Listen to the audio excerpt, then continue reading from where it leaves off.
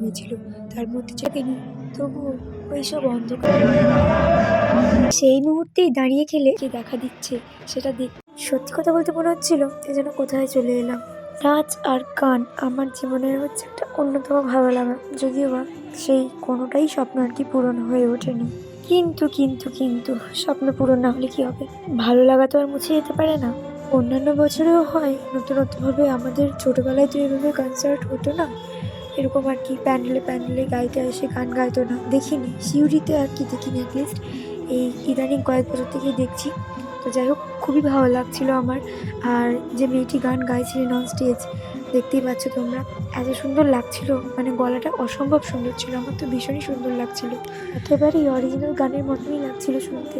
আর এই যে গানটা হচ্ছিল আমার পছন্দের লিস্টের মধ্যেই একটা অন্যতম, বাংলা গানের মধ্যেই খুব পছন্দের একটা গান আমার। ওই অনুষ্ঠানটা হচ্ছিল রবীন্দ্রপল্লীতে, আমরা অন্যান্য ঠাকুর দেখতে গেছিলাম, আর ওই রবীন্দ্রপল্লীতে আর কি মাঝখানে দাঁড়াইনি, আগের দিন যেহেতু যাওয়া হয়েছিল, তারপর ওখান থেকে বেরিয়ে পড়েছিলাম বামদেব। যেহেতু আমার বাড়ি থেকে বামদেবটা এখন অনেকটাই দূর হয়ে গেছে, তাই সচরাচর বামদেবটা অন্যান্য বছর দেখাই হয় না তো ভালো করে, কিন্তু যাক এই বছর হাতে অনেকটা সময় নিয়ে বেরিয়েছিলাম বলে বামদেবটা আমার এবছর খুব ভালো করেই দেখা হয়েছে। অন্যান্য বছরের মতনই এই বছরও মায়ের সেই সুবিশাল মূর্তি আর চারিপাশে এত সুন্দর লাইটিং দিয়ে মাকে সাজানো হয়েছিল, খুবই সুন্দর লাগছিল দেখতে। আর এই 2025-এর কালী পুজোটাও কিন্তু অল্প অল্প সময় করে প্রত্যেক দিন একটা একটা দিন করে বেরোনো হয়েছিল, খুবই অল্পর মধ্যেই তোমাদেরকে আজকে আমি সবটাই শেয়ার করে দেবো। সবটা বলতে ওই বিসর্জনের আগে পর্যন্ত ঘোরাঘুরিটা অ্যাকচুয়ালি সবটাই শেয়ার করে দেবো। কিন্তু পুজোতে চলো ঠিক আছে, যেটা সব থেকে মিস গেছে 2025টা, সেটা হচ্ছে বামদেব বিসর্জন। কি দুঃখ কি দুঃখ,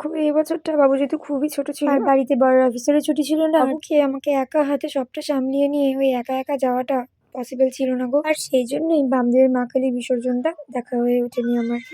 দেখা যাক এই 2026টায় কি হয়। তো ঘোরাফিরি শেষ, খুবই অল্পের মধ্যে হলেও চলো কিছু খাওয়া যাক। তো এই ভেবে খাওয়া হয়েছিল এই ভেজিটেবল চপটা, আর ভেজিটেবল চপটা খেতে কিন্তু আমার আর আমার হাজবেন্ডের দুজনেরই খুব ভালো লাগে। সেই মুহূর্তেই দাঁড়িয়ে খেলে একটা ভালো জিনিস কি, এই ঘুগনিটা পাওয়া যায়, ঘুগনি প্লাস ভেজিটেবল চপ দুটোই বেশ গরম গরম ছিল, খেতেও কিন্তু ভীষণই টেস্টি ছিল। আর এই যে কানেরটা পরেছিলাম, এই কানের আমার একটা সেম ছিল, যেটা আমি দুর্ভাগ্যবশত হারিয়ে ফেলেছিলাম, আর এটার কানের প্লাস হার একসঙ্গে সেট ছিল, খুব পছন্দ ছিল আমার।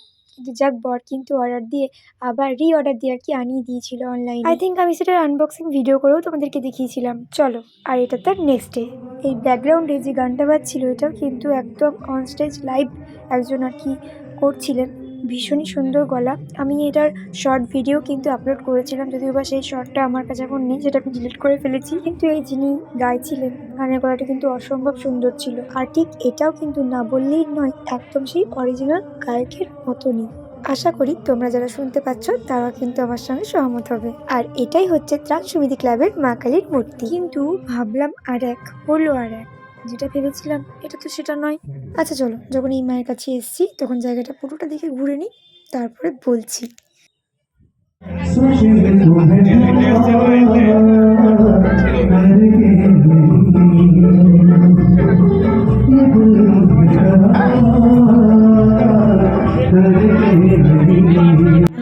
সেই লাইভ অনুষ্ঠান চলছিল, কি সুন্দর গানের গলা, তারপরে আবার সেই 90s-এর এভারগ্রিন গান। আর একটু সময় ছিল, তাই ভাবলাম যাই অন্য কোনো একটা মণ্ডপে গিয়ে ঘুরে আসি। যতটুকু সম্ভব আমার মনে পড়ছে, এই বছর ভূতের গুহা 2 থেকে 3 জায়গায় বানানো হয়েছিল, তার মধ্যে যেটা সবচেয়ে ভয়ানক ছিল সেটা যাওয়া হয়নি, কিন্তু যেটা এর কাছাকাছি আর কি, এই আর কি রাস্তাতেই পড়ছিল, সেইটা চলো দেখে আসা যাক। এই ভেবেই ত্রাণ সমিতির ঠাকুরটা দেখে বেরিয়ে গেছিলাম সেই ভূতের গুহাটা দেখার জন্য। ওইটা যেটা মেন, যেটা খুব ভয়ঙ্কর ছিল, সেটা দেখা হয়নি। আর এর পরদিন যেদিন গেছিলাম সেদিন ওই মণ্ডপটাই পুরোটাই উঠে গেছিল। আর যদিও বা এই দিন যেদিন যাচ্ছিলাম সেই দিন যেতাম, তো সেই দিনও এত লাইন ছিল যে যাওয়াটা সম্ভব হচ্ছিল না। তাই চলো, হাতের কাছে যে ভূতটাকে পেয়েছি সেটাই আর কি দেখা যাক।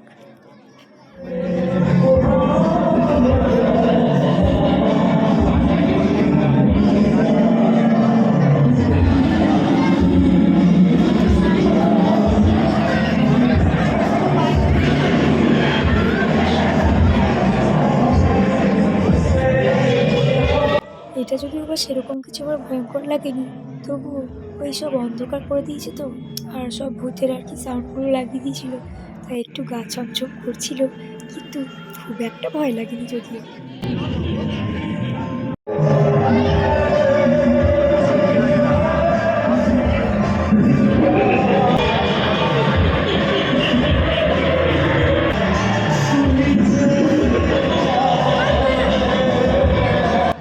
সমিতি আর রেট্রোসের এই প্যান্ডেলগুলো কালী পুজোর দিনগুলোতে অন্যান্য বছরের মতন এই বছরও নিজের আকর্ষণীয়তা বজায় রেখেছিল। এবার সবটা দেখার পর তাড়াতাড়ি বাড়ি যাওয়ার তাড়া হয়েছিল, কারণ আমাদের করিত্তা সংলগ্ন অঞ্চলের যেটা সবচেয়ে বড় মা কালী, মা চামুণ্ডা, তারই বিসর্জন ছিল। এই মা কালীর বিসর্জন ওই বামদেবের মতন কিছুটা হলেও সবার মনে আকর্ষণ ফেলায়। এই মা কালীর বিসর্জনে যেটা সব থেকে বেশি আমার ভালো লাগে, এই যে মাকে রোটেট করা হয়, ঘোরানো হয়, তো বড় বিশাল আকারের মূর্তি মাঝে সবাইকে দেখা দিচ্ছে, সেটা দেখতে আরো বেশি আকর্ষণীয় লাগে। কেউ মাকে না দেখা হবে না, সবাই মাকে দেখতে পাবে, মায়ের দর্শন করতে পারবে। জয় মা চামুণ্ডার জয়। সকলকে ভালো রেখো, সুস্থ রেখো মা। আসছে এই বছরই তোমার সঙ্গে খুব তাড়াতাড়ি আবার দেখা হবে।